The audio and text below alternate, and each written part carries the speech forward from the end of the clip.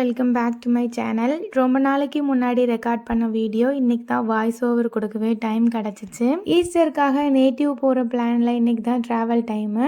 இந்த ட்ராவல் டே எப்படி இருந்துச்சுங்கிற ஒரு vlog தான் இந்த வீடியோ. பட் நேட்டிவ் வந்ததுக்கப்புறம் வாய்ஸ் ஓவர் கொடுக்க இன்னைக்கு தான் டைம் கிடச்சிச்சு. ஸோ இன்னைக்கு தான் இந்த வீடியோவை போஸ்ட் பண்ணியிருக்கேன். ஹஸ்பண்ட் மார்னிங் டியூட்டி போனனால நான் மட்டும்தான் ஆஃப்டர்நூனுங்கிறனால லேட்டாக தான் எழுந்திரிச்சோம். 11 o'clock போல் ஒரு கப் பூஸ்டோட அந்த டேயை ஸ்டார்ட் பண்ணேன். என்னதான் நேட்டிவ் போனாலும் நம்ம ஒரு இடத்துல இருந்து இன்னொரு இடத்துக்கு போகும்போது நம்ம ஆல்ரெடி இருக்கிற இடத்துல என்னெல்லாம் ஒர்க் இருக்குன்னு ஹவுஸ் ஒய்ஃப்ஸ்க்கு தான் தெரியும். ஆல்ரெடி இந்த வீக் நம்ம நேட்டிவ்ல ஸ்டே பண்ணுவோம் தெரிஞ்சனால இந்த வீக் நம்ம ஃபுட் ஐட்டம் எல்லாமே கொஞ்சமாக தான் வாங்கியிருந்தேன். ஃப்ரிட்ஜில் மட்டும் கொஞ்சம் இருந்த திங்ஸை மட்டும் டிஸ்கார்ட் பண்ணேன். இஞ்சி மட்டும் க்ளீன் பண்ணி அகைன் அதை ஃப்ரிட்ஜில் வச்சாச்சு. நான் மட்டும்தான் ஆஃப்டர்நூனுங்கிறனால சரி சிம்பிளாக பாஸ்தா மட்டும் செஞ்சிடலான்னு அதுக்கு தேவையான திங்ஸ் எல்லாம் ஃபஸ்ட்டு ரெடி பண்ணி வச்சுட்டு ஆனியனையும் பச்சை மிளகாய் தக்காளி எல்லாம் கட் பண்ணி வச்சுட்டேன்.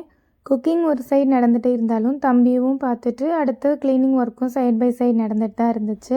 நல்லா கொதிச்சதுக்கப்புறம் தான் நான் பாஸ்தாவை தண்ணியில் போடணும். ஸோ பாஸ்தாவை போட்டுட்டு அதுக்கு சாஸும் ரெடி பண்ணி வச்சுட்டேன். ஸோ எனக்கு காரமாக சாப்பிடணும் தான் பிடிக்குங்கிறனால ஸ்பைசி பாஸ்தா தான் நான் செஞ்சுருந்தேன். இந்த பாஸ்தாவோட ரெசிபியை நான் ஒரு லாங் வீடியோவில் போஸ்ட் பண்ணுறேன், மறக்காமல் செக் பண்ணி பாருங்கள். ஃபைனலாக கொத்தமல்லி இலையை மேலே தூவிட்டு நல்லா மிக்ஸ் பண்ணிவிட்டு நம்ம சாப்பிட்றலாம். ஸோ நான் கொஞ்சோண்டு சீஸும் அதில் ஆட் பண்ணியிருந்தேன். மத்தியானம் லஞ்ச் முடிச்சாச்சு. முடித்த உடனே ட்ராவலுக்கான லக்கேஜ் பேக்கிங் தான் இருந்துச்சு. ஸோ ஈவினிங் கொஞ்சம் நேரம் டைம் ஸ்பெண்ட் பண்ணேன் தம்பி கூட. ஸ்பெண்ட் பண்ணி முடிச்சுட்டு எல்லா ட்ரெஸ்ஸையுமே நான் ஃபஸ்ட்டு பேக் பண்ண ஸ்டார்ட் பண்ணிட்டேன். ரூமில் இருந்தனால வெளியே எனக்கு என்ன நடக்குன்னே தெரில. 3 நாளாக கஷ்டப்பட்டு காய வச்சுருந்தது மழை வந்தனால எல்லாமே நனைஞ்சிருந்துச்சு வெளியே. ஸோ இனி இது மறுபடியும் முதல்ல இருந்து காய வைக்கணும். ஓசூரில் இப்போ தொடர்ந்து நல்லா மழை தான் பெஞ்சிட்ருக்கு.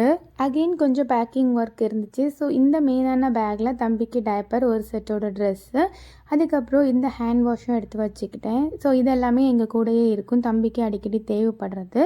ஸோ ஃபைனலாக ஒரு ஆட்டோவில் ஏறி நாங்கள் பஸ் ஸ்டாண்டுக்கு போயிட்டோம்.